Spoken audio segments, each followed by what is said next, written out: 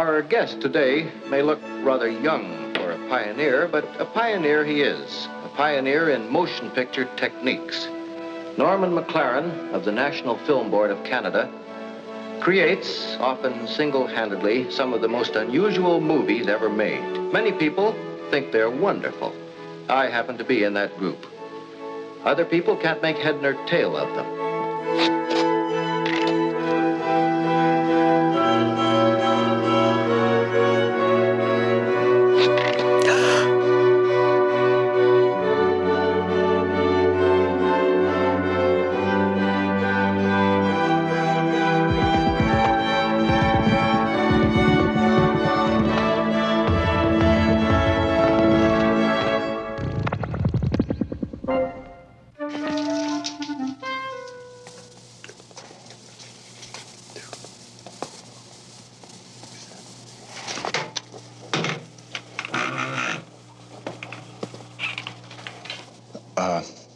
This is where I spend most of my time in filmmaking, in front of this machine and by this bench here, because I can just, without taking the film out of the machine, I can just pull it out here, and I can draw or scrape away images here, and as soon as I scrape away a few, maybe sometimes just one that I scrape, I can run it.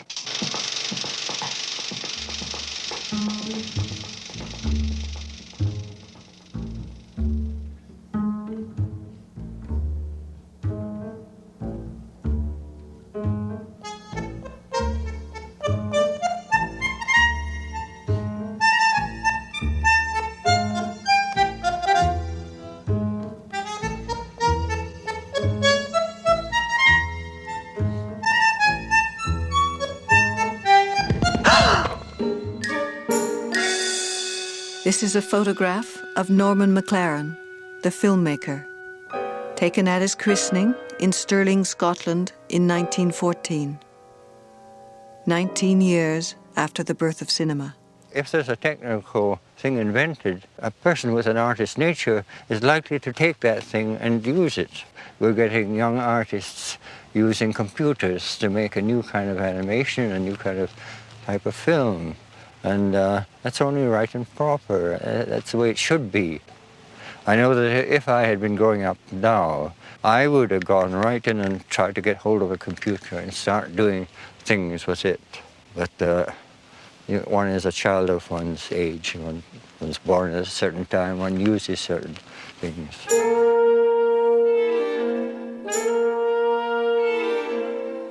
McLaren's conscious interest in the arts was awakened in his early teens, when, by chance, he read a modern poem which broke all the rules he was being taught at school.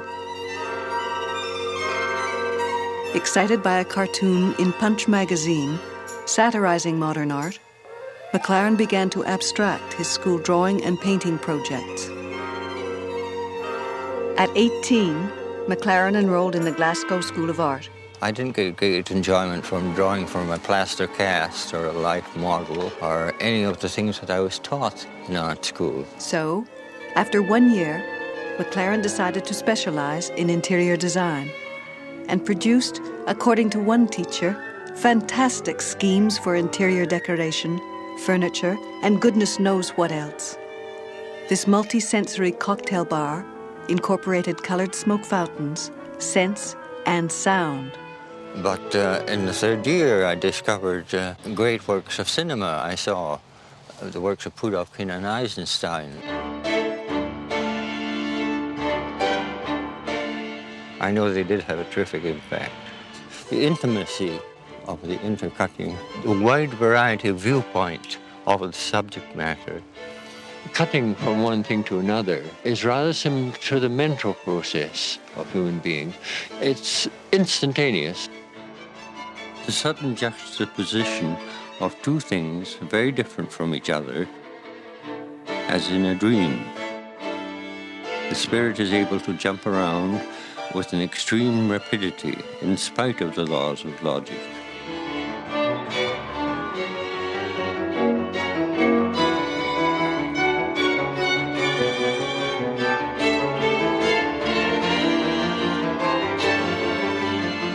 A filmmaking club had been started at the art school, and galvanized by McLaren's energy, it produced several films over the next 3 years.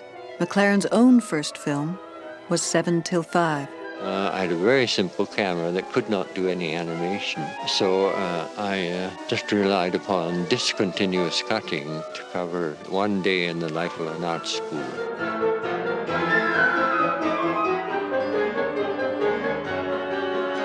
And I realized here is a new area that's not really been explored, just been invented about 20 or 30 years ago.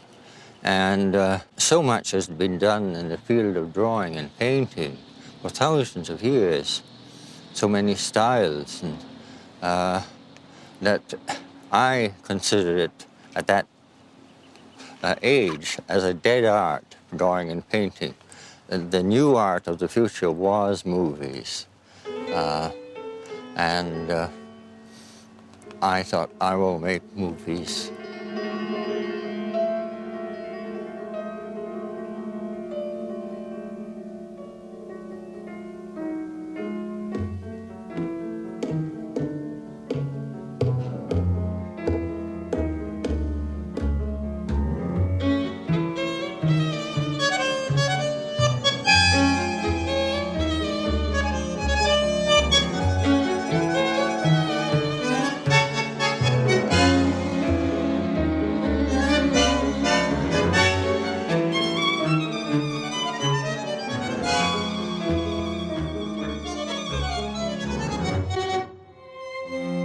On my second film, I got a camera that could do fade-ins, fade-outs, double exposure, split frame, and it could do a single frame at a time.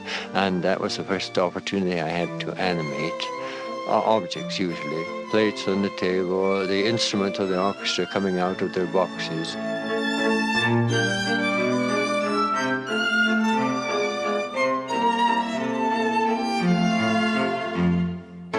At the end of the film, I remember now, the camera itself goes to bed. It snuggles up in the pillow and the bedclothes go up over it. Well, these came just spontaneously to me. I just thought in terms of animation. At the 3rd Scottish Amateur Film Festival, the adjudicator was documentary filmmaker John Grierson. He was scathing in his criticism of McLaren's pride and joy. Camera makes whoopee. Grierson said, you've got lots of imagination, trying out all kinds of new things, but it's totally undisciplined, unharnessed. You don't know how to make a film, and what we're going to knock some discipline into you. These were his very words, knock some discipline into you. McLaren went to work for Grierson at the film unit of the British General Post Office. There, McLaren learnt the craft and discipline of cinema. Editing, writing and directing documentaries. In October 1939, he emigrated to the USA to continue his work in experimental film. In 1941, he moved to Canada. John Grierson, the founding head of Canada's government film agency, the National Film Board, asked McLaren to come and make films of an experimental nature. McLaren would stay at the NFB until his retirement in 1984. During those 43 years, he founded the NFB Animation Department, made 50 films, and received over 200 awards for his achievements.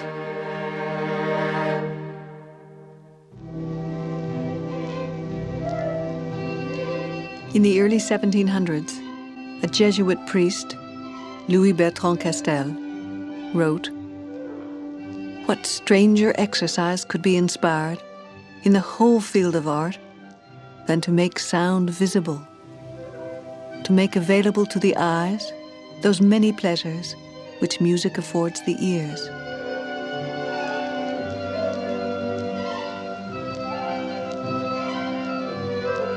In 1953, Norman McLaren wrote to a friend in Scotland, "More than anything in the past years, what has moved me most, and to tears, has been the death of Kathleen Ferrier. First, when I heard of it, then the other evening again, when there was a memorial program on the air. I can't express how I feel about it, except to say that I weep bitter tears of a sadness when I hear her sing and think of it.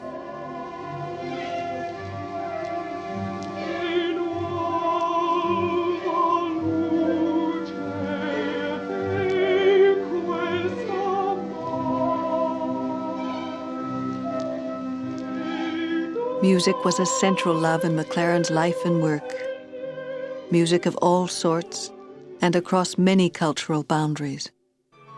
In my teens, before I went to the art school, I used to hear music for the first time on the radio, coming from the radio stations of Europe. As I shut my eyes, I saw the play and dance of forms. This state of multisensory reaction to stimuli is called synesthesia. Music can do all kinds of things. There's a tempo, which can be slow or fast, or can accelerate, decelerate. It can pianissimo or fortissimo. And I could visualize the equivalent of these things in the picture area. Things could skip and leap about joyfully, or they could drag themselves tragically around. There's a whole lot of adjectives that you can apply to music, and you can apply it to the movement of the shapes and forms in an abstract film. And so some of the pieces I heard excited me so much I wanted to express them visually. Debussy's L'après-midi d'un faune.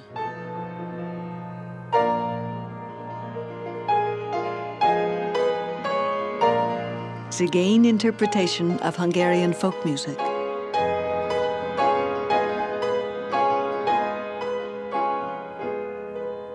Scottish Rhapsody. And it was only when I joined the Film Society in Glasgow that I saw the first abstract film, Brahms' Fifth Hungarian Rhapsody, made by Oskar Fischinger. I said, that's it. Film is the medium to express my feelings about music. And that led me on to maybe half of my whole output of films is the expression of the spirit of the music. Auprès d'une fontaine, je la menai auprès d'une fontaine.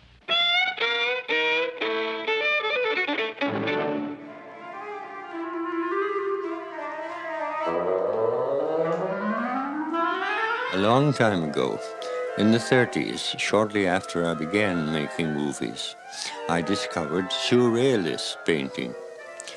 One of the surrealists whose work I very much admired was Yves Tanguy. So one day in 1944, I decided to improvise a moving, growing landscape in a surrealistic manner. And this is it. It's much influenced by the way Tanguy uses space and forms in his paintings. I must confess I don't really know what any of it means. It all comes out of my subconscious. I call it Tanguy Landscape Test. It never got any further than what you see now. That was one of the problems with making a surreal film, keeping up the inspiration while constantly improvising. The surrealist idea of the subconscious as a source of artistic inspiration was, for a long time, the major force in McLaren's creative process. It would remain an influence right to the end of his career. Surrealism meant cutting down the conscious control of what was happening. Now, I had tended to be an improviser in earlier films, so this fitted in with the idea of surrealism. You let it come out of your subconscious what the image is going to do next. Knowing about surrealism and having seen just one or two surrealist paintings released me to make a film like Love on the Wing, where the imagery keeps metamorphosing. Divertissement by Jacques Ibert was the musical inspiration for Love on the Wing, McLaren's loud entry into the world of experimental cinema, his first professional step as a maker of fancy and fantasy. The sudden juxtaposition of two things very different from each other, as in a dream. The spirit is able to jump around with an extreme rapidity in spite of the laws of logic.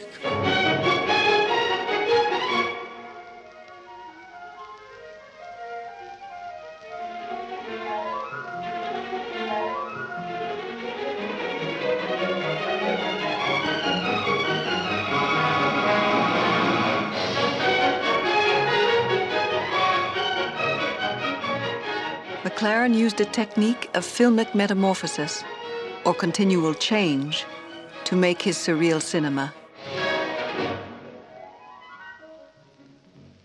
He had discovered metamorphosis in 1937 in films by Émile Cohl. The French animator had used the technique as early as 1908, here in the film Phantasmagorie. McLaren said Cohl's animation was a revelation which impressed him deeply and greatly affected his work. Here was animation at its purest and best. It seemed like the quintessence of animation, unadulterated and unaffected by the ideas and methods of other media and earlier times. It rejoiced in the fact that it was drawn with a line and that the line could move. It breathed with this knowledge and it followed the logic of it.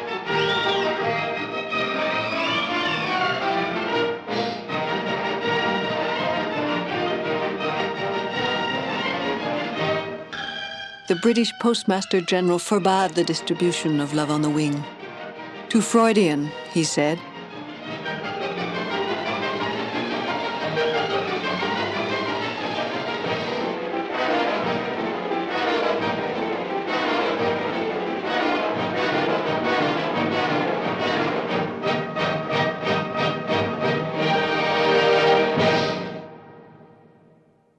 The foreground images in Love on the Wing were made without a camera by drawing directly with pen and ink onto the film. McLaren would perfect his technique of handmade cinema in New York.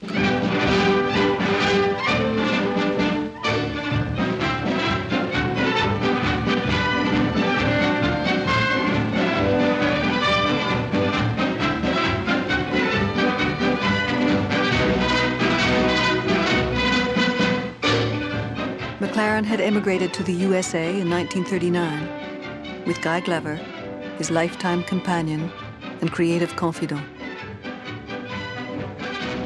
Several years later, McLaren spoke of those New York days in an interview. "I had a terrible time during my first trip to New York in the 30s, he recalled with a smile. I made those Guggenheim films while I was nearly starving in a little room on 125th Street and Riverside Drive. All I had was a pen, some dyes, a plain table, a sloping bench with a groove for sliding film, and a wire coat hanger. But later," he mused, "I moved to the oldest house in Flushing. It had lovely fir trees and birds." McLaren bent a surprisingly muscular wrist, slowly flexing 5 tapering fingers. It had birds, like silver falcons.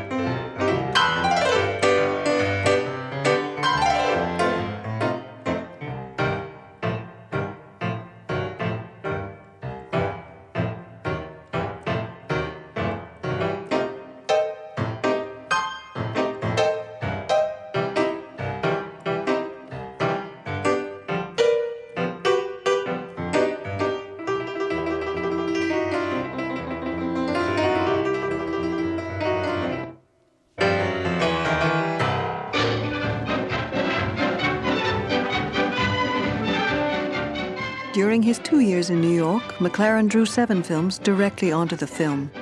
He was encouraged by Hilla von Riebe, the curator of the Museum of Non-Objective Painting, now the Guggenheim.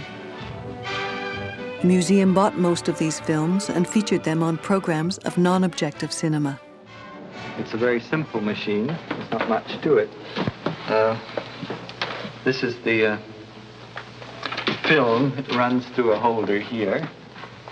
And there's a light that shines through glass in my holder. And I use pen and India ink, just an ordinary pen. And I draw on each frame of film, making each drawing slightly different from the one before.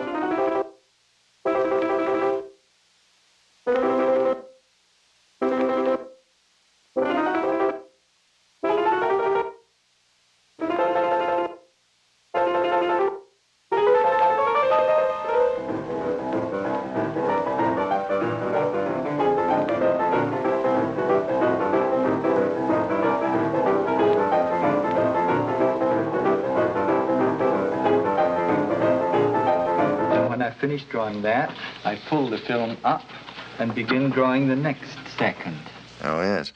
Now, this kind of thing sounds most interesting. I think it'd be rather satisfying business, painting straight onto a film like that.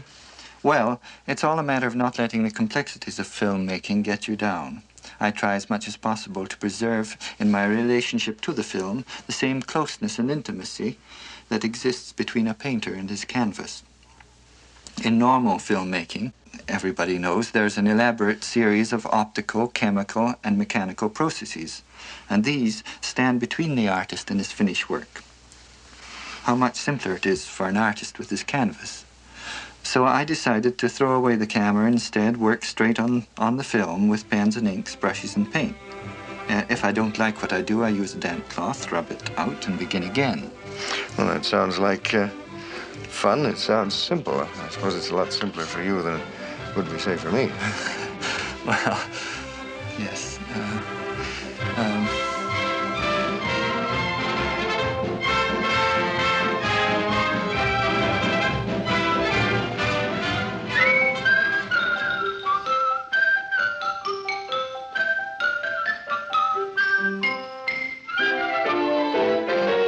You can turn me into anything you like.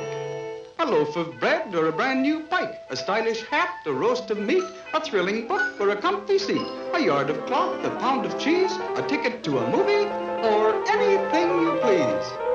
McLaren also once said, handmade cinema was like watching thought, if thought could be seen. I wasn't aware of the general line of what was going to happen 10, 20 seconds from now. I was always aware of how things were developing.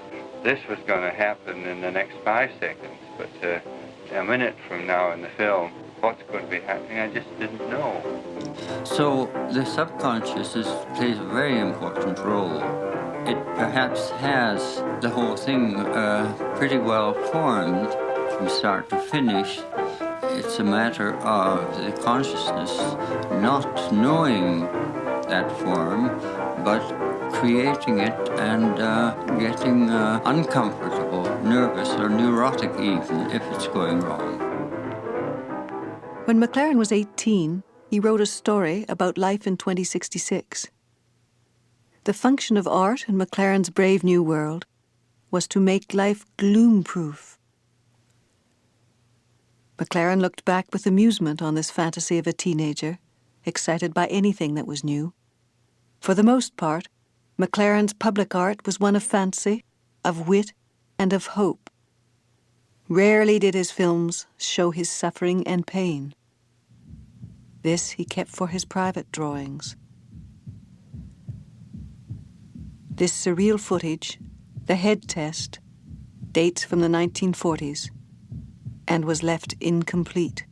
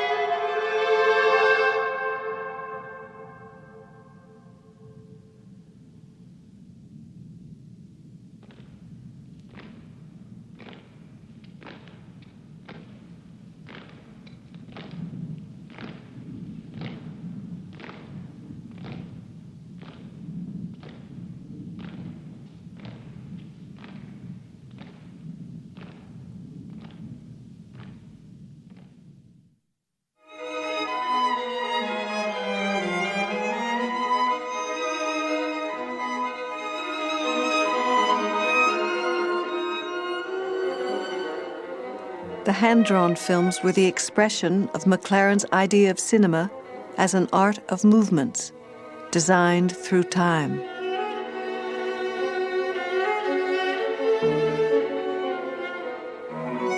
McLaren also thought of cinema as motion and change, painted with light.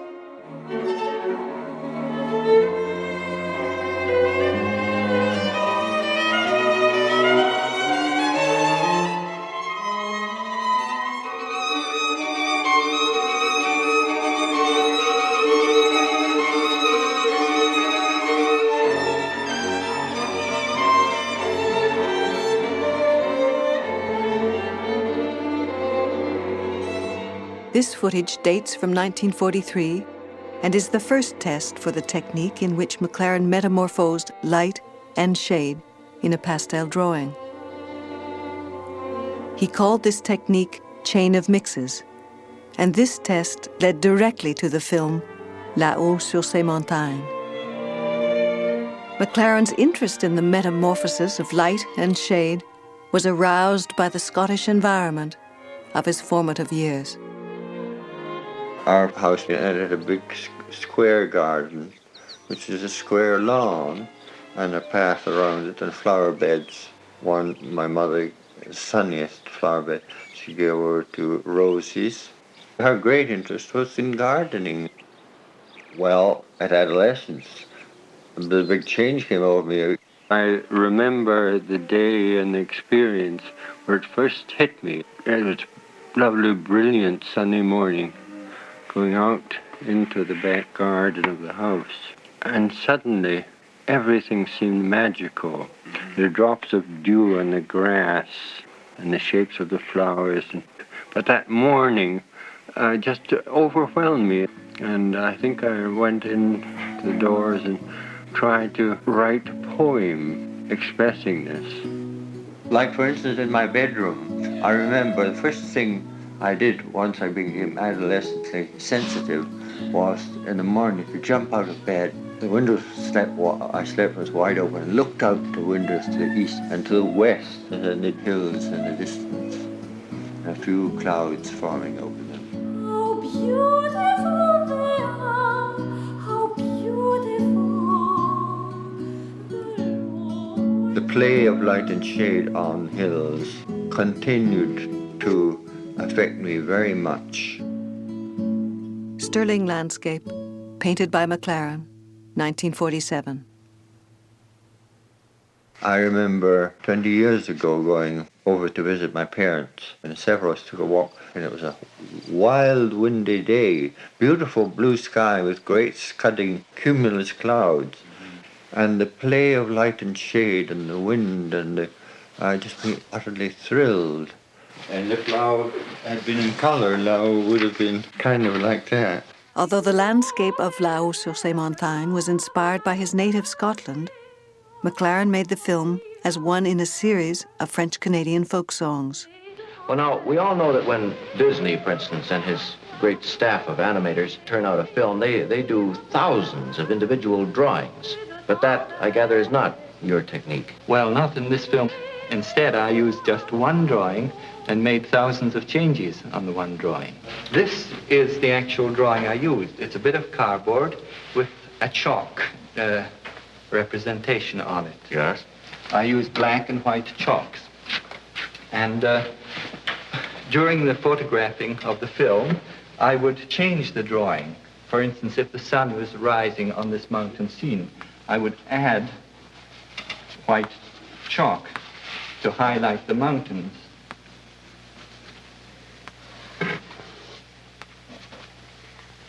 The various edges of things. I might lighten a whole area.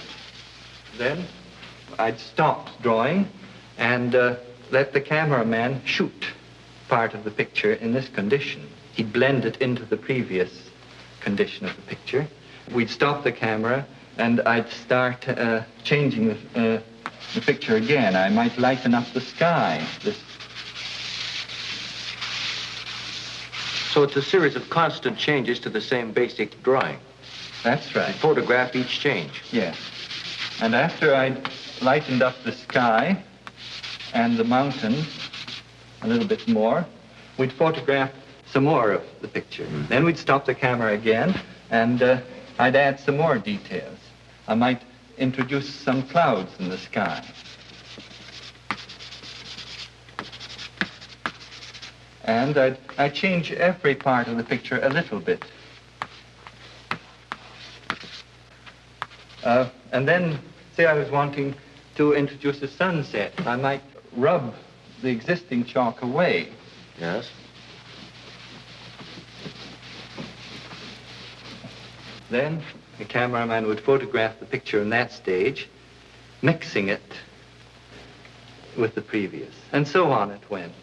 Little by little, the picture would change.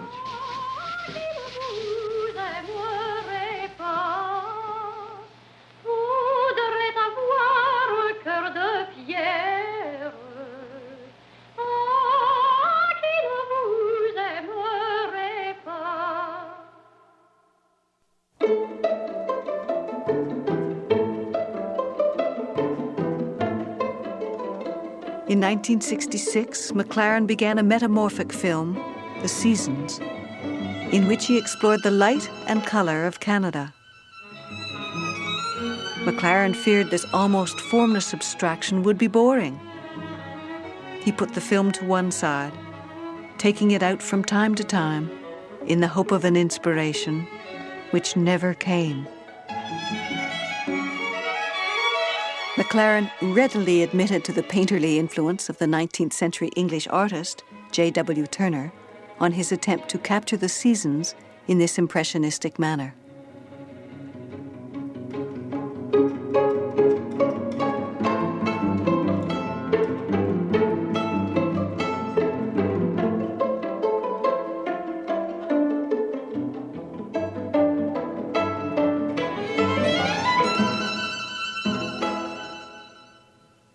In the mid-1940s, McLaren and Evelyn Lambert shot tests for a folk song film, La Poulette Grise.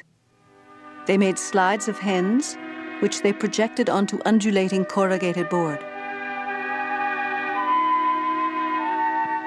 They were unhappy with the results, and so McLaren decided to use the chain of mixes technique.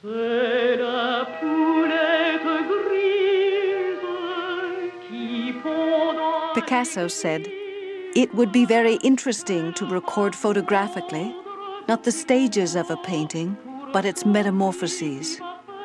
One would see, perhaps, by what course a mind finds its way to the crystallization of its dream. The picture is not thought out and determined beforehand. Rather, while it is being made, it follows the mobility of thought. Finished, it changes further, according to the condition of him who looks at it. A picture lives its life like a living creature." You know, when I see a painting on the wall done by some other artist, I don't think of all the stages that led up to that. You know, it's a complete work in itself. But in my own experience of doing paintings, I've been very conscious of the fact that I build the thing up gradually and change it here and change it there and keep altering it, and it slowly evolves. That process seemed to me to be more important than the final result. I'm not a good painter at all, and that's one of the symptoms of it, is that, you know, I don't know when to stop. I'm more fascinated by the chopping and changing around than the final thing. This naturally led to trying to channel this into a filmmaking, and the film that in my opinion, does that best is Poulette Grise.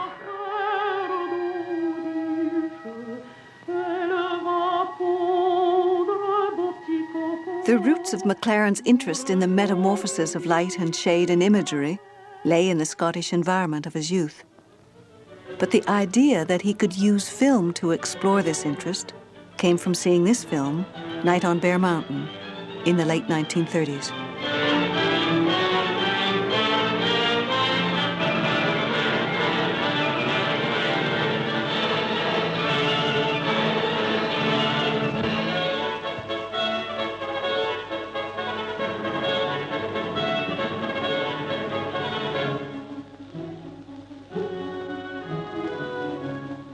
I think a so-called abstract film can have human feelings. In other words, the things that you see on the screen may be abstract. If you looked at a single frame of film, you'd say, well, that doesn't mean anything. There's no images there. But once the thing goes into motion, the things that are there, no matter what kind of shapes they may be, can behave in a human or animal way, which echoes something quite human in a person.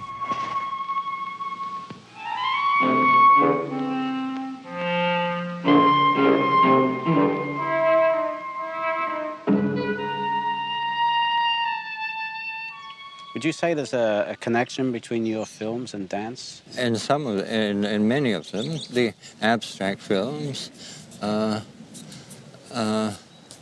like good gracious, I've forgotten its name. Fiddle-dee-dee? Fiddle-dee-dee, no, there's not much dance in that. Begone It's more like wild folk dancing. I'm a bit confused why you picked Begone because Begone is more abstract than Fiddle-dee-dee, which is a sort of a dance melody. It's got a dance melody, but it's a very simple melody, and it's a very simple film.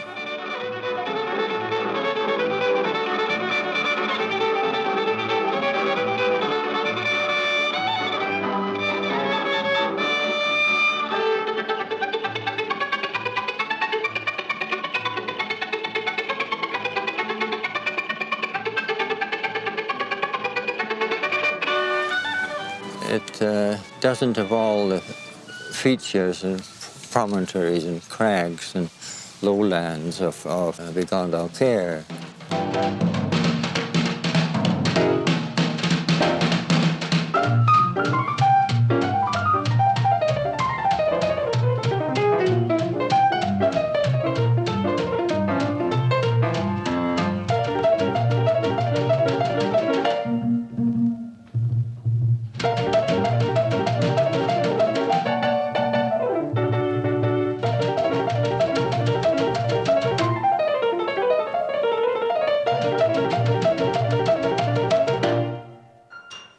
Oh yes, when I went to London and went to the ballet, I'd never seen ballet before, and I was utterly fascinated because I saw several types of ballet.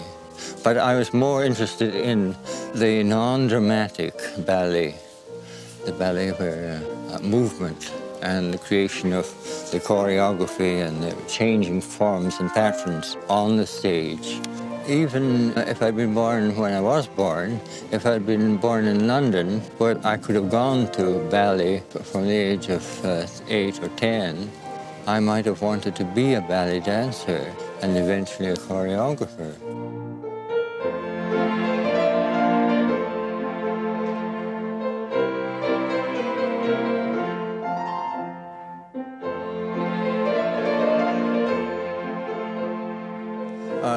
When doing hen hop, for instance, I felt that I was that hen doing the dance. After all, before I went to make hen hop, I'd selected the music, and the music with its scratchiness and silly little fiddly tune made me think of hens. I always think of hens as stupid, silly creatures. And I went to the experimental farm near Ottawa and asked to spend a day in the house, in their hen houses, drawing hens. And I went in there, and I caused a great disruption between these 200 hens because they didn't accept me. There's great cackling and fluttering and flying from roost to roost, and they moved so fast I couldn't draw any. But after half an hour, they settled down and seemed to accept me as a hen. And so I was left, and I got them in postures and studied their postures and watched their movement, and sort of got imbued with the spirit of henliness, I think. So in a way, when you're animating a creature, if the creature is moving, You are that. You feel the motion.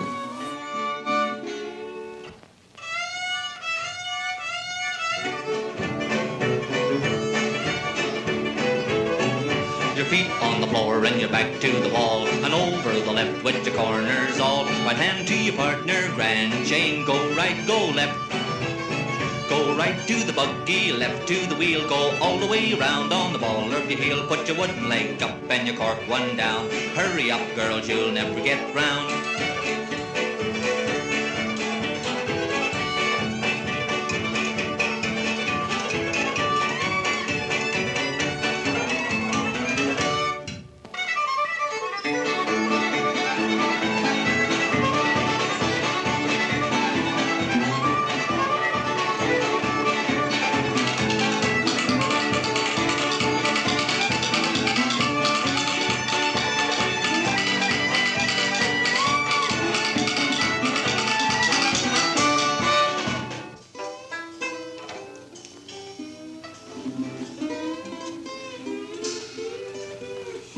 In 1946, Picasso saw Hen Hop. He is reported to have exclaimed, "Finally, something new in the art of drawing."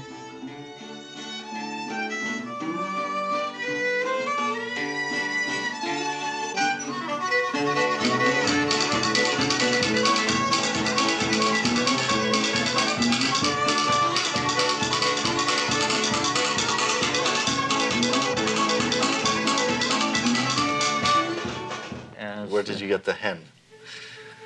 Oh, yeah, well, you're going way far back. You'd have to ask my psychiatrist, I think, why I chose a hen. I wanted a simple image, not a human image, because it's too complex to manipulate, so many parts to move. You can draw a hen and a bird in a few simple lines, which make it much easier to do hundreds and hundreds of drawings of. So a hen and bird idea took my fancy, and particularly hens, because I'm always amused by hens. They're such stupid, funny creatures and make such funny sounds and behave in a kind of higgledy-piggledy, a rattly way if they're running or if they're clucking or scratching up the soil.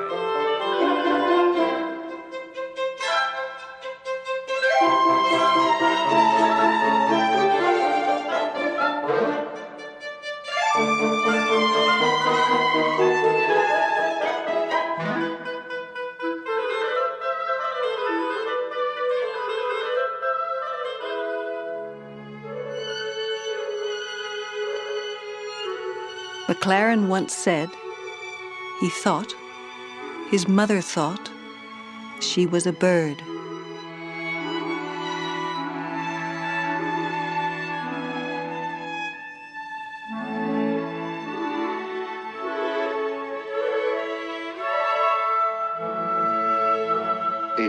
It's a form of dance. That's my way of thinking about film. I know there are other films that are not that dramatic films, where speech is important, but I never use speech in my films.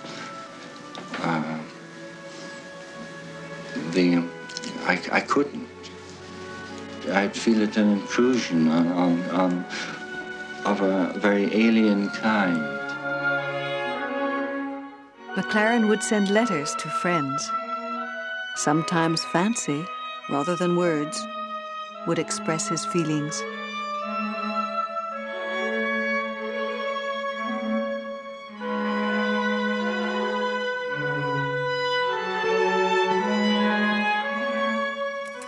One aspect of creativity relates to aesthetic value, the making of something beautiful.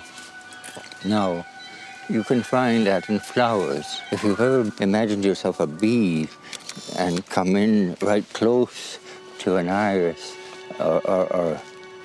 it looks terribly exciting. All this little tube that gets narrower and narrower, and all the colors reflecting off. It's really a wondrous invention by the great inventor. Animals, too, show this evolutionary creativity. Take, for instance, tropical birds of plumage. Take the bowerbird of Australia, which makes a nest with a little hole and a little platform in front, and it decorates its nest with little berries, beads, and flowers, and little bits of colored glass, and a little platform for the bowerbirds to dance, a mating dance. It's all very pretty. What's the point of it? The point is sexual attraction and reproduction.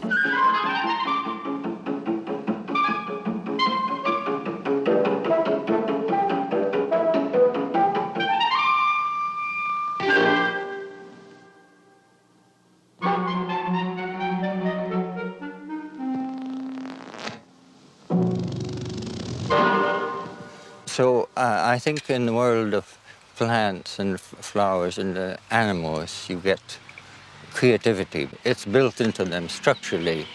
Mind you, I think maybe creativity in man is structurally built into him, because some men and women are more creative than others. They have an urge to make not just beauty, but humor, tragedy, if it's literature, or fantasy. They have an urge to make something.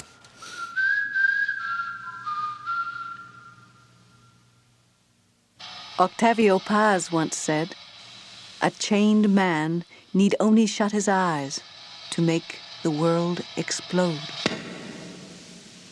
Paraphrasing Octavio Paz, Luis Buñuel, that Spanish master of cinema, said, "The white eye of the screen need only reflect the light that is properly its own to blow up the universe."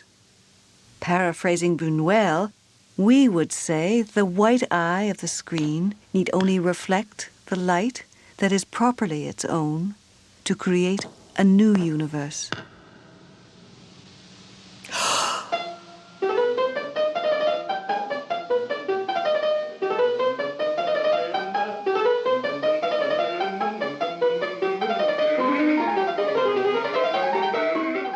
In 1969, Glenn Gould, Canada's master of the keyboard, had a weekly program on the radio of the Canadian Broadcasting Corporation.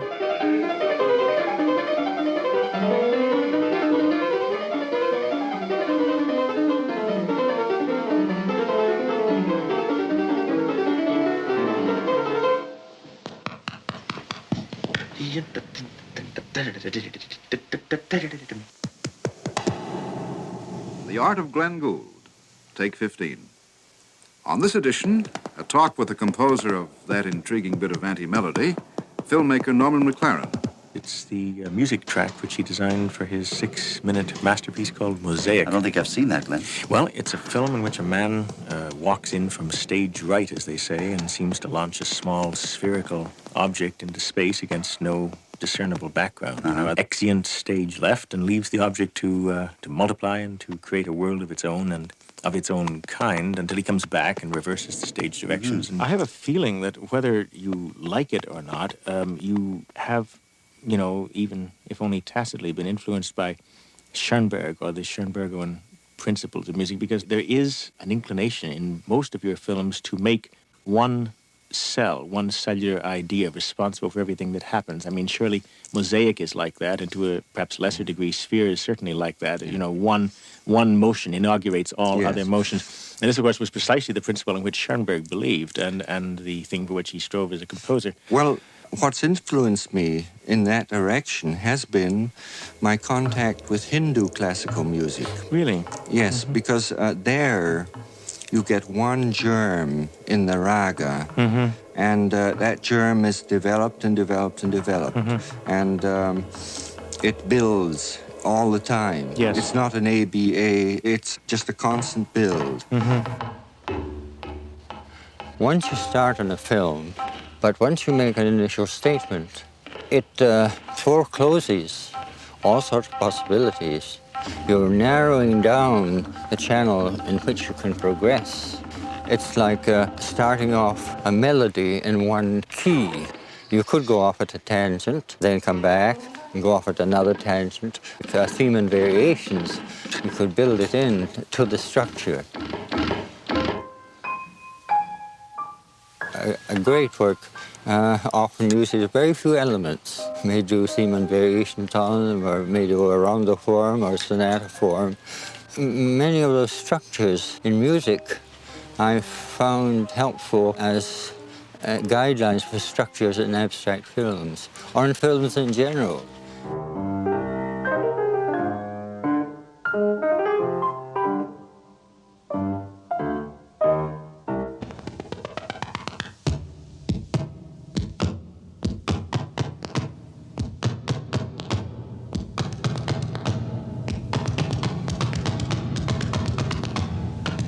There are two kinds of abstract film.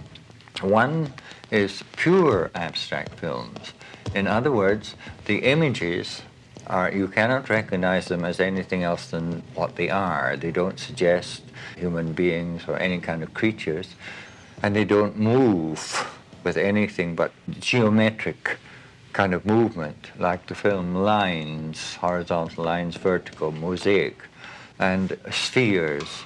On the other hand, there are abstract films where there are objects which are identifiable. I'm thinking of the film arithmetic. There are numerals, and the numerals, by their behavior and action, performed as if they were animals or human beings, pushing and shoving and reacting and fighting with each other. And in quite a few of my abstract films, the element, like a blue dot and a gray dot, take on the personality by virtue of their movement. The images or forms may be abstract, but the movement is non-abstract. It's humanly motivated. So the motion can be spoken of as separate from the particular shape or form that moves. It is this motion which is at the heart of cinema, and that makes film such a powerful medium. And animated film is all about an illusion of movement. Well, yes, all film is a kind of illusion because you have just 24 stationary frames a second to look at. So when it's screened, you get the illusion of movement. If I were asked the definition of animated film, it is where you can stop between any frame of film and the next frame of film and make a controlled adjustment. And that's precisely at the heart of what you have been doing. It's manipulating the difference in pure straight animation where you move what's in front of you a little and take another frame, move it again, and take another frame. Or if it's a series of drawings where the movement has been drawn in advance, you are in complete control of the frame-to-frame motion. And for full animation, you have to do 24 moves for every second if the thing is moving. How important are collaborators in your process? Usually very important. And I wanted to specifically ask you about the role that Evelyn Lambert played in your films over the years. She played an immense role in almost all my films, except for the last 10 years when she started making her own films. We got together in the 40s. I remember working out tests with her for Poulette Grise before I arrived at the final decision. She started kind of as an assistant, but more and more we fitted in, and in some films she was really sort of co-directing them. One thing was that she was very methodical, terribly systematic, had lots of things on hand, protractors and compasses and any other instruments. We thought and felt the same way about the use of color. She came in to the designing the use of color in mosaic, where there's little flickers. When the dots crowd together, we get a little clump of flickers. So we shared ideas and opinions, and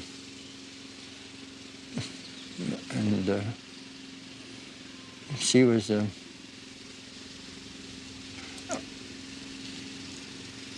I felt the value of a second person, provided that other person felt the same way about art and about color and about movement. And there she was.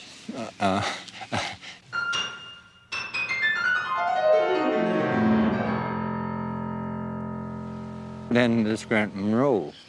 With Grant, it's collaboration. Sometimes it's co-direction. Sometimes he's becoming editor.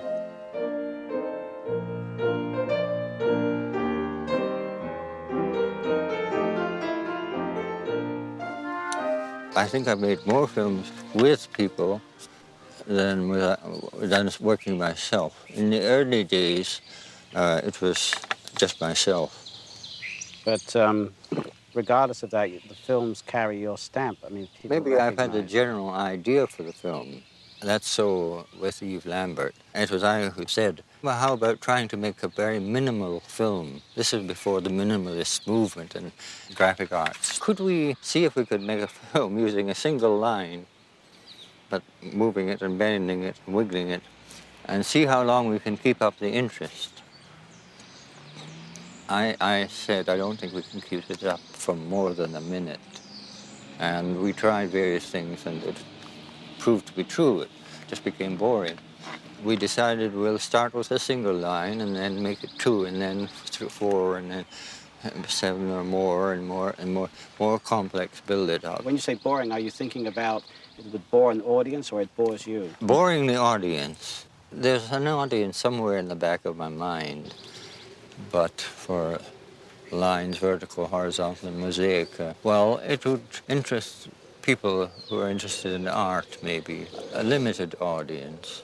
Does that worry you when you're making a film, that the audience may be limited? No, because I think most people, they can't be interested in everything, and they tend to be interested in, say, the dance or something, rather than sports or golf or interested in cooking. But if they're interested in film and in movement, in art in general, there'd be a fair number of them interested in those films, I thought. But we were doing them more to amuse ourselves, I think. It is possible a seed for McLaren's minimalism was planted during his 1935 trip to Russia, where he saw paintings by the constructivist movement. They astonished the 21-year-old McLaren. The Russians had, interestingly, logically related in the gallery, starting from a sort of realist painting to simplified realism, to semi-abstract, to completely abstract, to getting sparser and fewer geometric forms, and right at the end of the gallery was this blank canvas.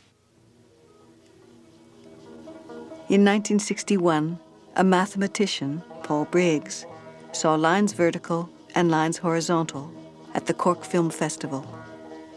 He wrote, "These films seem, in many ways, the culmination of Norman McLaren's search for the ultimate in an art that he has made his own.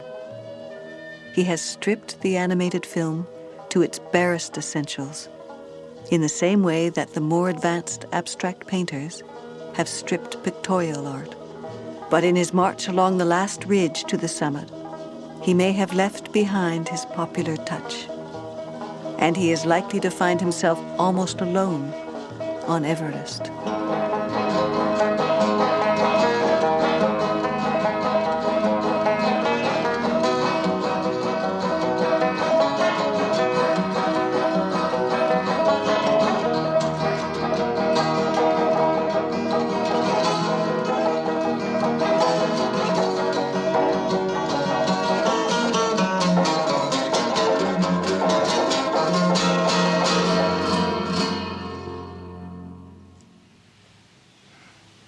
All I can say is that I don't know, maybe the spirit of the times, the era, the age you live in affects you.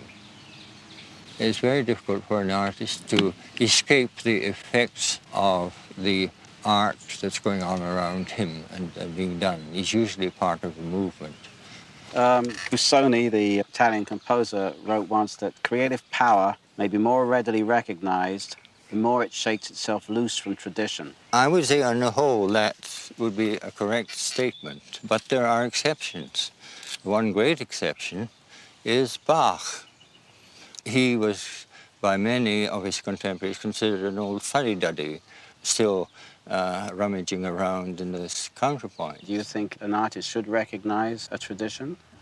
It's a matter of his own feeling. If he finds there are other possibilities within that tradition, he should keep going ahead and pursuing them. If he gets tired, as I get tired of making a film in one style, and when it's finished, I want to go ahead and do something, if possible, completely different, with a different technique and a different theme. You are a filmmaker, a 20th century art form. Where is the tradition for you to break? That's one of the reasons why I chose film, was there are very few traditions in filmmaking. And so it seemed to me, here's a medium that's full of possibilities. It's just beginning to be explored. And many years after I realized that, I saw some of the work of very early French pioneers doing a lot of trick film work. And I realized they had realized some of the possibilities immediately. These are the opening moments of McLaren's Pas de Deux. There are two sections. In the first, the awakened girl dances narcissistically.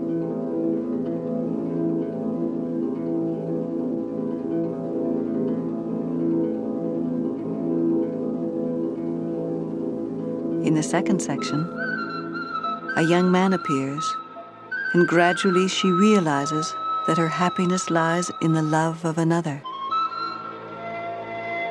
The growing love is expressed with the multiplied image, created by McLaren on the optical printer. He consciously took his inspiration for the multiplied imagery from earlier attempts in photography and painting to capture all the phases of emotion in a single instant. This multiple image photograph of a fencer was taken by French physiologist Etienne Jules Marais in the late 1880s. Marais also took this diagrammatic photo of a man walking. Duchamp described his 1912 painting, Nude Descending a Staircase, thus: a static composition of indications of various positions taken by a form in movement. Harold Edgerton's 1930s stroboscopic photographs were a major influence in the gestation of Pas de Deux. This Edgerton photo of a drum majorette was pinned to the outside of McLaren's office door.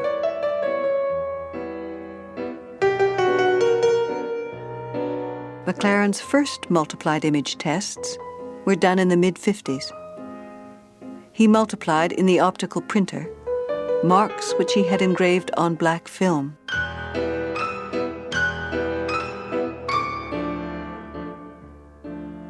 And he used that technique briefly in his 1955 Blinkety Blank.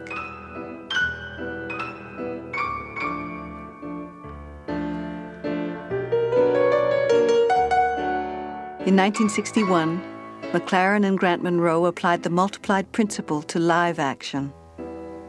An action was filmed in slow motion, and this filmed image was superimposed upon itself several times, but always with a delay of a few frames, so that the viewer sees all the stages in a movement, as in stroboscopic photography.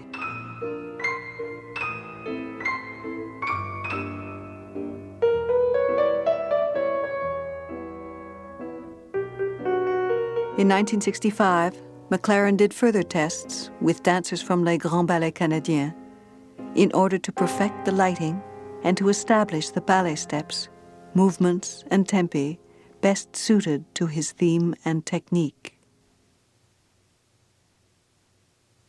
Only after these final tests did McLaren feel ready to carry out his transformations of the commonplace into Pas de Deux.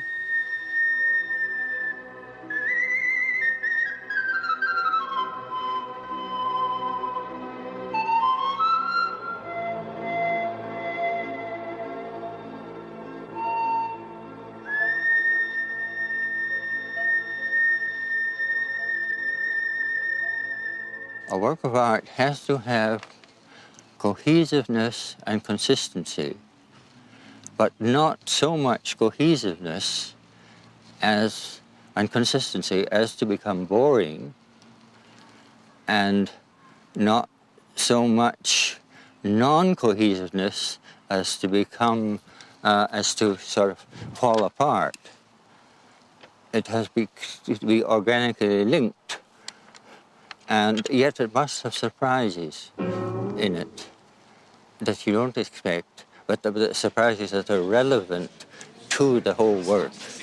He was looking at some of his own rushes, and light had got into the camera, so these original rushes were spoiled. And everybody was kind of sad about it, except Norman. Norman was saying, oh, but do you notice how when it gets that light color, it becomes kind of ghostly. And if we could want that kind of thing, I would know what to do now. He was the only one kind of thinking what it was instead of what it wasn't. Well, this X-ray of my head was taken in 1955. I'd gone into a hospital because I was suffering from headaches, and one of the things they did was to take a number of views of my head. They gave me the plates afterwards, and I was going to fling them out, and then I thought, well, it is a kind of a portrait of me. I thought I'll just fill the head with some doodles. I just improvised anything that came into my head. Of course, there are very few things drawn here, while my head is swirling with thoughts. 1, 2, 3, 4, 5. I was working on a film called 1, 2, 3, which I got stuck on. I finally picked it up again, and that became arithmetic.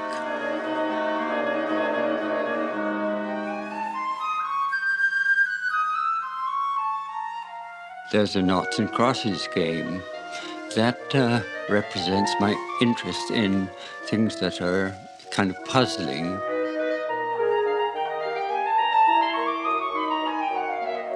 Also, you notice there's the clocks. That indicates my obsession with time in filmmaking. The number of seconds, the number of frames, and 24 frames in every second. There's a little chain of film from my eye that goes up and turns into letters. Well, at that period, I got quite a lot of mail from all over the world wanting to know about my techniques. It disturbed my process of film making and thinking. So that led me finally to write technical notes on every film I made, which could then just be sent out. There's a stairway which turns into film. That meant I was trying to get better and better with every film I made. And, of course, this being 1955, I was keenly aware that the atom bomb might destroy not just my films, but all the films that filmmakers have made. Right at the very top is a little flower with wings, and that represents hope, I think. Coming up from my neck are the feelings of my heart, which don't seem to be very strong. That represents a hope that my films would move people not intellectually, but emotionally more. I was always conscious. I had a tendency, perhaps, to become too abstract, and there was the urge lurking in my subconscious of wanting to put more human emotion in my films. And, of course, the hen's feet, which start from the feet of a man and grow into a bush or a flower, I suppose. I don't know. These are just random interpretations of the things I doodled.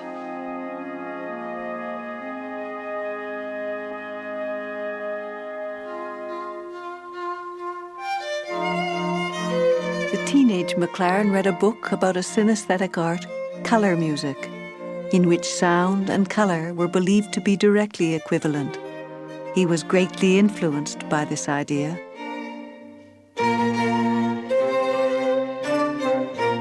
His high school painting, The Walls of Jericho, was conceived of as music. The curves representing tempi, the area and saturation of color representing volume and pitch.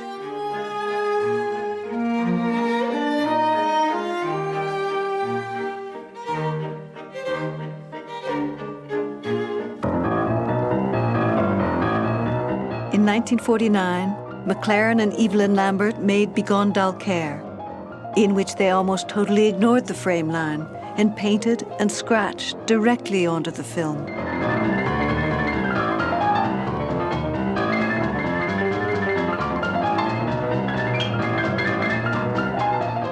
McLaren once said Begone Dalcaire was his color music dream come true. It was painted to a musical script improvised by Oscar Peterson. I know, and there's been a lot of people involved theories about color and music and pitch, and I have no precise theory about it. But I know that if there are sections of the music which are very low in pitch, I will tend to use dark colors. If there's high-pitched music, I'll use light colors like yellows and whites or very pale blues. And in Begone Dalcaire, I was conscious of manipulating colors this way, but you can't evolve a theory about it. You can't push it too far or you end up in impossibilities.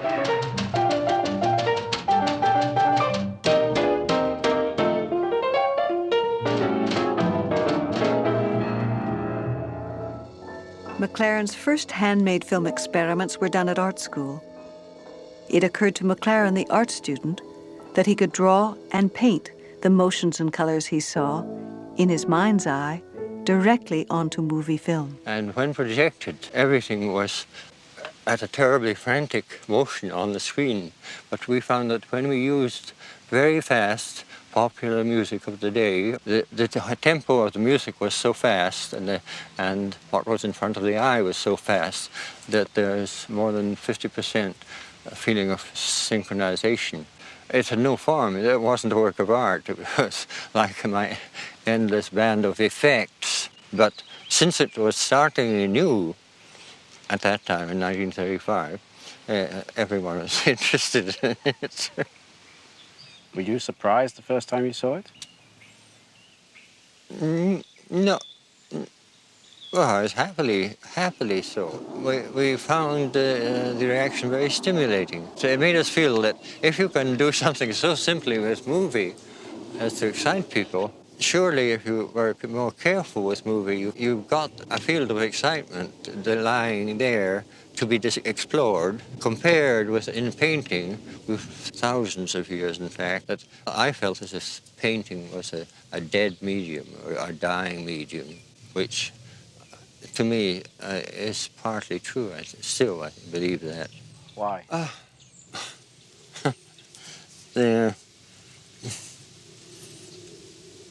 Well, I think fewer people take interest in it, and with the advent of TV, even more so.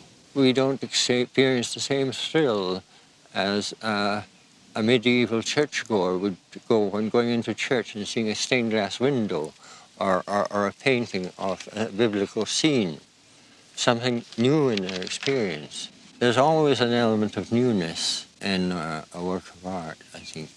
If it's not new, at least it's a refinement of something old. For instance, I consider a Jackson Pollock, no matter what its size and price, to be of the same ilk as a piece of marble that's found that has superb graining and coloring and detail.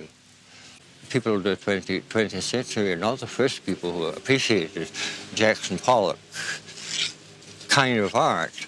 In the villas of Pompeii, during this first period of decoration, the walls had panels with just, they weren't marble, they were painted to imitate marble, just as Jackson Pollock.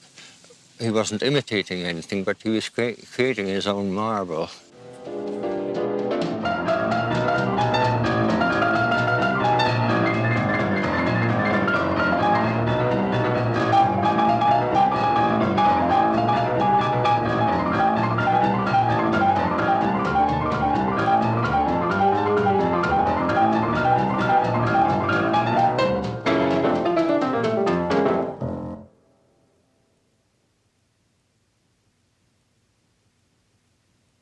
In the early 1940s, McLaren was introduced to the tesseract, or the hypercube, by fellow animator George Dunning. McLaren was always fascinated by trompe-l'oeil, and the tesseract particularly caught his fancy. He made several over the years, out of balsa wood. They would hang from the ceiling in the homes of friends. And in 1971, he designed this large aluminum tesseract for the lobby of the National Film Board.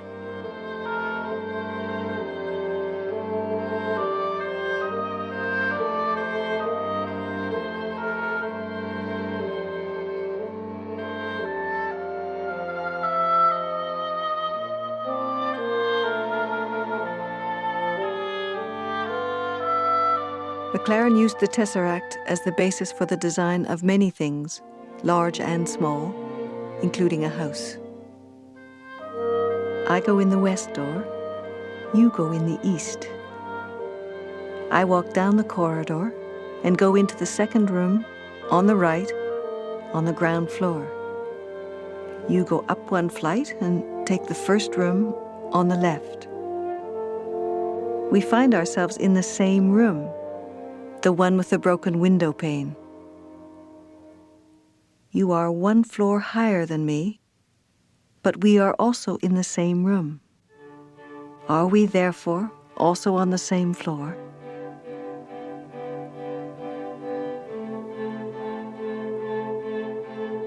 This incompleted film, The Corridor, uses the technique invented by McLaren in the 1930s, the traveling zoom.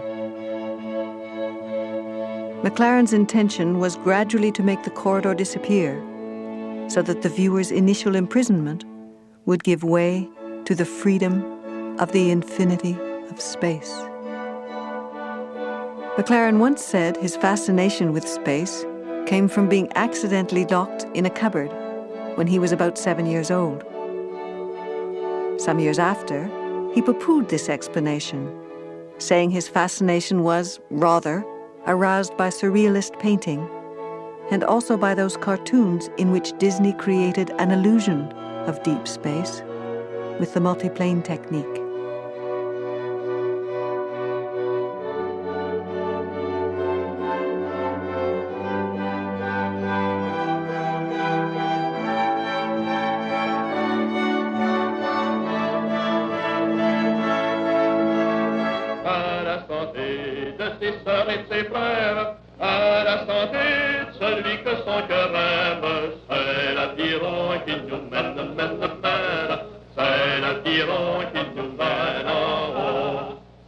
McLaren's first film based entirely on this technique was the 1944 C'est l'Aviron. On large black cards, this size, I painted small details of the landscape. A tree here and a house there. On each card, there was a separate detail. Here a cliff, there a tree. We photographed these cards by approaching the camera gradually towards it, what's called a zoom. Instead of photographing all these cards one after the other on the same bit of film, we overlapped the photographing of each card. Well, that's a real feeling of going down the river in a canoe. How did you get the canoe effect? Well, the canoe is very simple, just a... Very economical. Yes.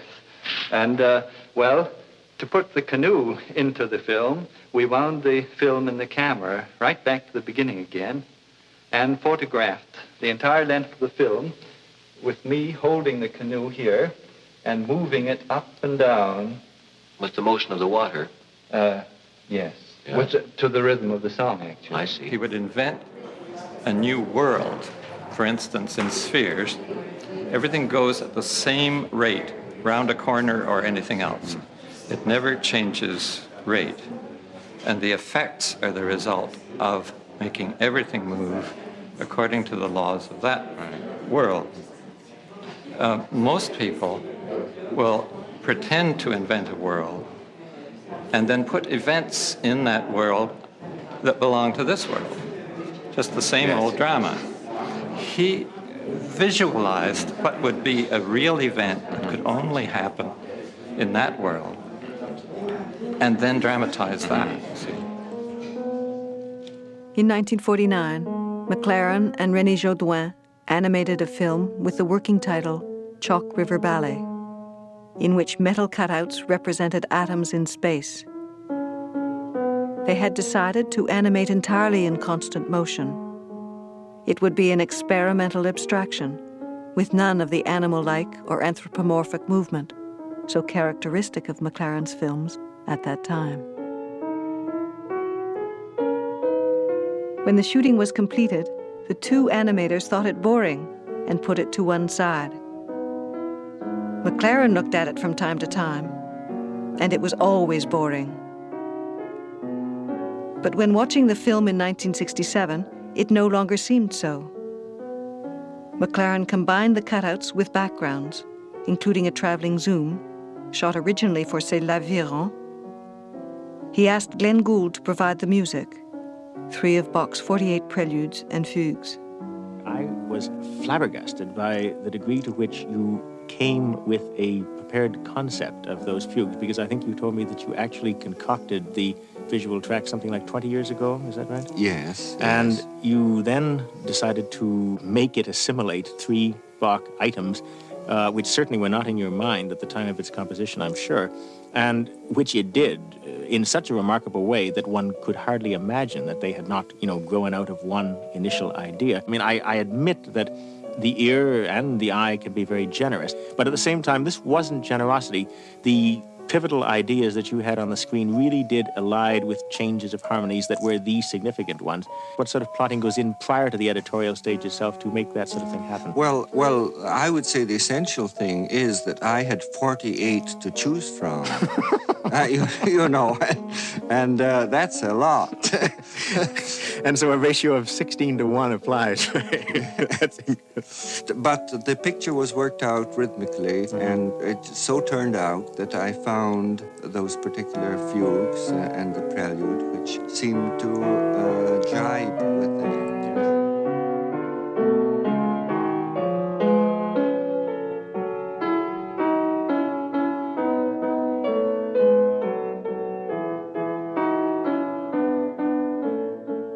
One of the major art movements of the 1960s was minimalism. Upon reflection, McLaren concluded that he no longer found Spheres boring because it was a minimalist film and expressed an aspect of the artistic spirit of the 1960s. In the mid-1940s, McLaren began Dans un petit bois, a fiendishly complicated film which combined non-stop zooming with a multiplane setup. The little wood was made of cutouts animated on as many as 12 panes of glass. As the camera traveled through the wood, panes of glass were removed. The shooting was, as McLaren put it, wearing him down with cares. He had completed an introduction and 2 verses when, one day, he was liberated from all those cares. Evelyn and I were working on Spark Street in a very hot studio above the Metropolitan stores. It was really terribly hot. We were working at the front. And Norman, we didn't see him, but he climbed up the ladder, reached over to the camera to click the first frame, fell off the ladder, fell through all the sheets of glass. We heard this terrible crash. We ran in expecting to see blood and gore, and it was Norman was sitting in this mess of shattered glass, and he got hysterical. He was laughing and laughing and laughing and said, "Thank God now I don't have to make the damn thing." And he never did. Dans un petit bois, voulez-vous savoir, mesdames? Dans un petit bois, voulez-vous savoir ce qu'il y a? Il y a un petit arbre d'amour, mesdames. Il y a un petit arbre d'amour jauni. Dans ce petit arbre, voulez-vous savoir, mesdames? Dans arbre, voulez-vous savoir ce qu'il y a? Il y a un petit nid, un petit nid. Well, you know, I've been remembering 3 or 4 years ago the NFB picture about cancer, and there was one remarkable shot in that of a scientist exploring cancer and going right into a cell of a human body. You see, the principle of animation behind that was the same as we first tried out in C'est l'Aviron that you saw earlier in the program. So that we had a little paddle song first and then the same technique in a cancer film. Yes. As each new technique emerges from McLaren's laboratory, perhaps in the form of an entertaining trifle, it isn't long before that very same technique is adapted and used by other film workers so that the screen is increasingly used for more serious purposes. In 1986, McGill University established the Norman McLaren Award to be presented annually to the student whose work demonstrates social concerns similar to those of Norman McLaren. I'm very touched about this, and I appreciate it very much. This McLaren painting dates from the late 1920s, when he was in high school. It is full of optimism as he traces the history of the era of invention and industrialization, and the promise of a prosperous future.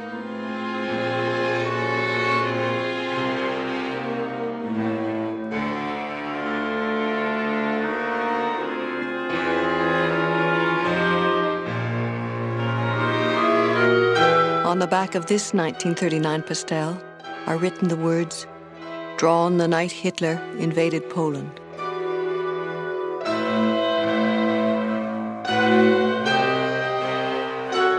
Apart from the editing techniques in these Russian films, were you inspired at all by the politics of the films? Certainly I was, because remember, when I grew up, I was born in 1914. At the age of 16 or 17, it was the Great Depression. And I had my first experience of the slums. In fact, I met someone who was a communist in Stirling by chance. And he said, I'd like you to come from your middle-class home. It wasn't just a very ordinary middle-class house, but just come and see how most of the people live. And I was utterly shocked. So naturally, that's when I started thinking politically, what can be done about it? Something was seriously wrong with the economic system. So, like many young people in the Great Depression, our minds went to Russia as a possible experiment along new economic lines. My father, who was a staunch conservative, pillar of the church and all that, was greatly concerned when he found that I had such left-wing thoughts and feelings. When I suggested I wanted to go to Russia, he said, fine, I'll give you enough money for a good tour in Russia and you'll see how they live and you'll be cured from thinking that communism is a good thing. Actually, I went to Russia and it was for a film and theater festival. So I had a marvelous time. You weren't cured? No, I was far from cured, but I began to get cured when the purges happened in Russia. After his return from Russia, and while still at art school, McLaren and Helen Bigard, a sculptor, made Helen Limited. The left wing in Britain was now joining with liberal and conservative groups in a common front against fascism.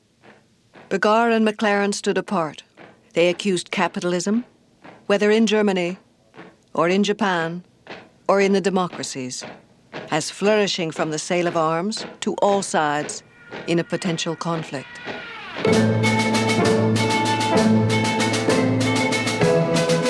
Unpolished though the filmmaking was, the courageous and unequivocal positions taken by McLaren and Bigard have given it a unique place amongst British political films of the 1930s.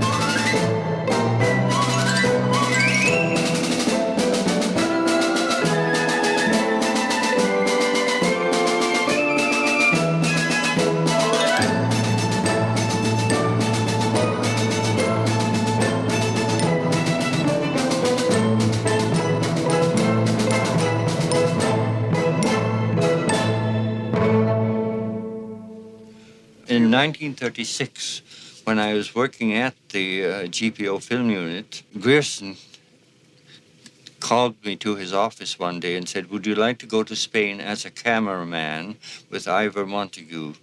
We want to go there for 3 weeks. You to record the Civil War, go to Alicante and then to Madrid." And we filmed and brought the footage back very quickly and edited it very quickly into a film. Ivor Montague did. And we showed it around trade union meetings, special groups, liberal groups, in order to collect funds for the Red Cross and the International Brigade. Life was hard. There was very little bread, no meat, no heat. It was in November, I think, very cold.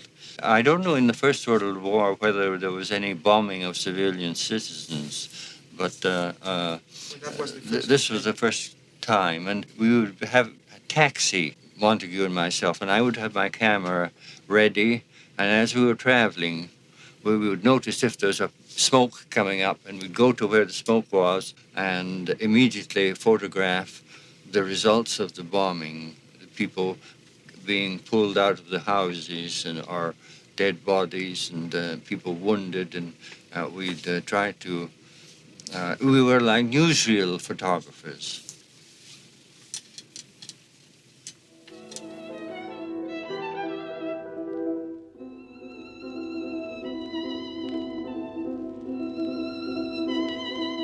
A large sum of money was raised at screenings of Defense of Madrid. The public discovered commercial newsreel companies were not telling the full story of the war in Spain.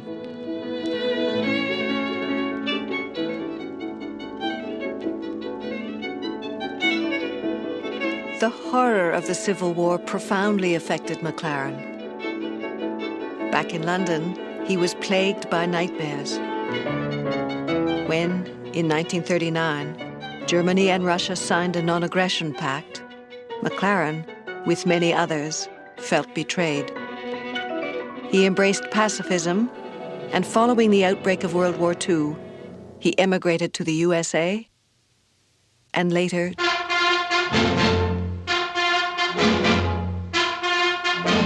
during the war years in the USA and Canada, McLaren's completed films indicated none of these emotions. I realized perhaps the necessity of a war because of what Hitler was doing to the racial question. So I cooperated with the war effort, but no more than I had to. You know, I wasn't an enthusiastic cooperator, but the kind of cooperation I was asked to do was very simple. Make light films with wartime messages, like buying savings bonds, keeping your mouth shut.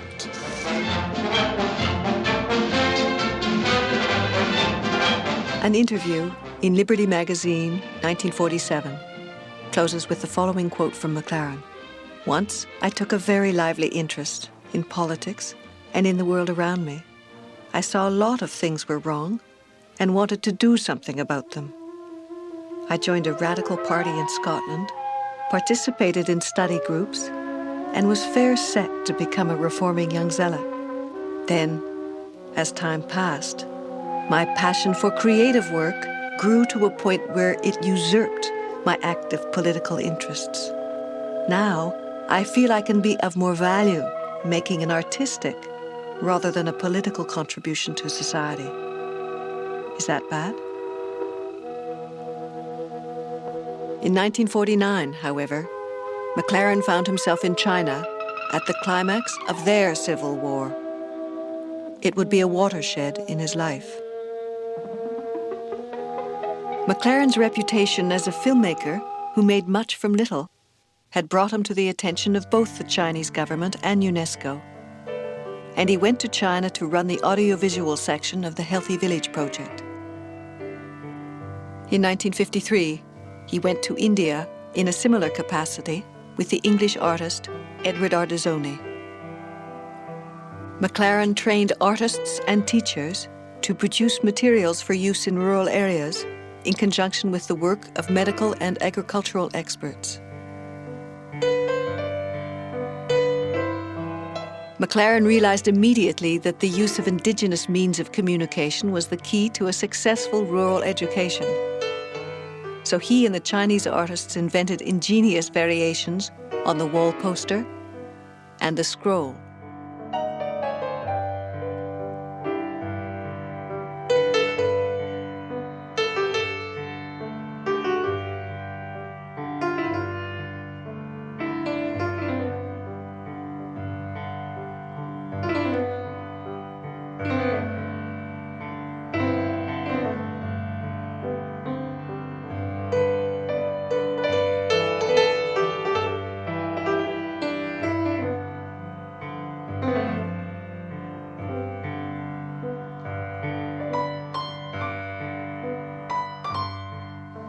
I was able to teach them a few things, but they taught me a good deal more, especially about communicating with people of other races and languages. Although the Healthy Village project took place at the climax of the Chinese Civil War between the nationalists and the communists, the program had an impressive impact. Its philosophy became the basis for future UNESCO projects. About 3 months after I went out there, communists took over our particular town, and for the rest of the year I was living under the new regime, and I was able to see what it was doing and talked with many people and heard the story of their lives, particularly people between the ages of 20 and 30. I tended to identify myself with what was going on there because I found what was happening was very good. So then when I left China, the Korean War broke out the same day almost as I left China, and I came back to North America, and I felt a great tension about war in general. The tension that was produced from my years' experience in China, plus my return to here and to an environment where the newspapers were saying something totally different from what I'd been used to, that tension produced the film Neighbors.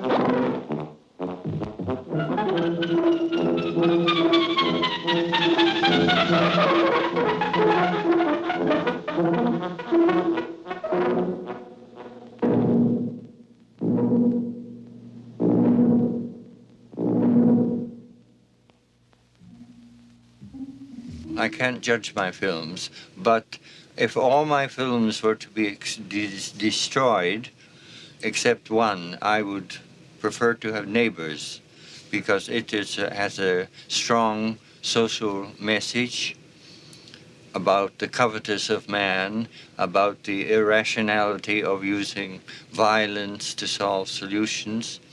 It's a human statement which reveals human nature, which none of my other films do. But the Oscar didn't mean anything to me, winning an Oscar. I didn't know what it was. It's not important. But the film, I feel, is important. 30 years later, Neighbors is still capturing audiences universally. It was not, however, John Grierson's favorite.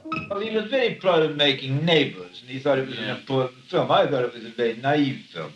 I wouldn't trust Norman round the corner as a political thinker. I wouldn't trust him round the corner as a philosophic thinker. That's not what Norman's for. Norman is for the hen hop. Let's face it, it's hen hop that's wonderful. And so many other things are just absolute joy to me. that is his basic gift. He's got joy in his movement. He's got loveliness in his movement. He's got fancy in his changes. That's enough. In 1971, McLaren was asked why he hadn't made any more films like Neighbors. That's because the life I lead here doesn't bring it out of me. You see, I shuttle back and forth between home and the National Film Board, and lead a relatively quiet existence with a few intimate friends, and I'm not out in the world meeting people or in a different culture. And the only films in which I'm concerned, which concern human beings, apart from some very early films, is Neighbors, Cherry Tale, and Pas de Deux. Cherry Tale is a story of a man who goes to sit in a chair, and the chair animates itself and responds by not wanting him to sit on it. Yes. Do you have feelings of sympathy for inanimate objects equal to your feelings for animate ones? I have sympathy for things that are sat upon. Like Chinese villagers? Yes, the exploited, the underdog. And yet your films have not really exploited this theme very much. Is it because you're a fatalist in some way that you don't think it's worth? No, it's because I get interested in abstraction. I've always been interested in abstraction since the age of about 14 or 15. I think it's a very important area, too. It's like music, which is an abstraction. It doesn't refer to things outside of itself. In 1972, McLaren made Ballet Adagio. During this same period, he observed that if he were to make any more abstract films, it would be to the detriment of his soul. But Norman is not a person who is tragic. Well, he suffers a great deal. Yeah. But to suffer is not to be tragic. He suffers a great deal because, like all artists, he finds it difficult sometimes to get what he wants or to get the effects he wants. He finds perhaps the very ease of his life at the film board makes his aesthetic life difficult. He's the most protected artist in the history of the cinema. That means that he's under no great pain and suffering, and that makes him suffer. That's one of the paradoxes. His very certainty of his life, the security of his life, the coziness of his life may not be good for him. I don't know.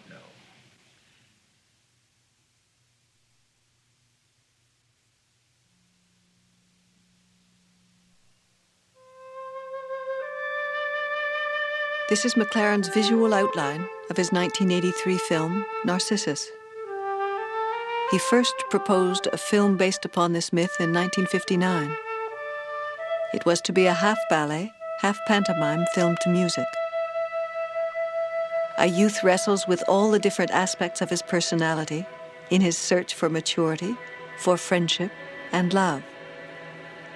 Technically, McLaren intended to use the optical and mechanical processes of cinema in new ways.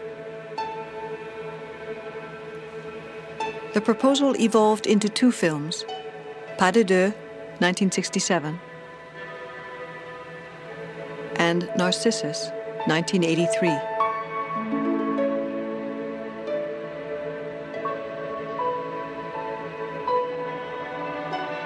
Central to both these films was McLaren's conviction that narcissism, an excessive self-love or self-concern, was the major personal contemporary sin, that the wages of narcissism was separation from one's fellow creatures.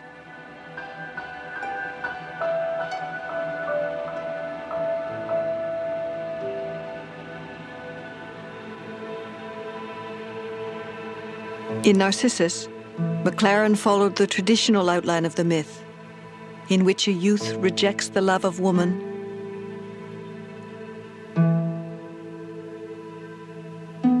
and man,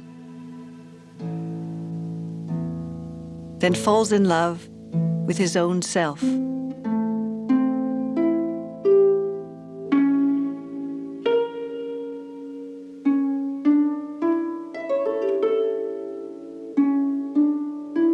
As he was making plans for Narcissus, McLaren spoke to a journalist.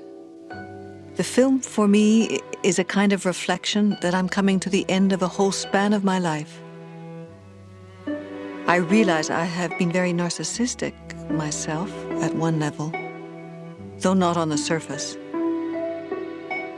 Once, I had many potentialities, but the one that developed was narcissism. And maybe that wasn't so bad. Every artist must be somewhat narcissistic.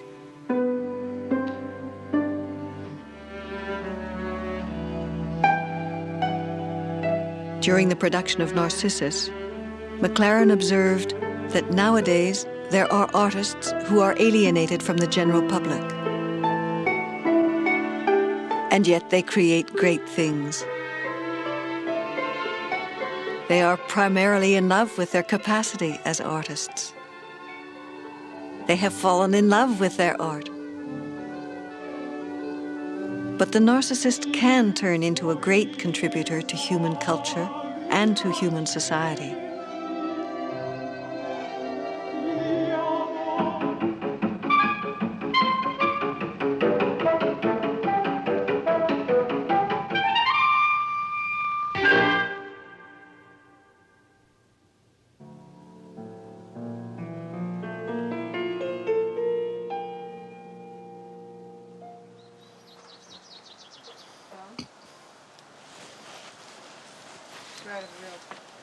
On le fait.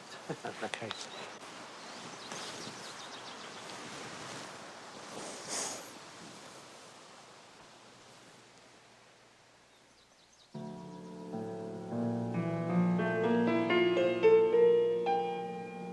In June 1986, 2 years after his retirement from filmmaking, Norman McLaren was still improvising for the camera.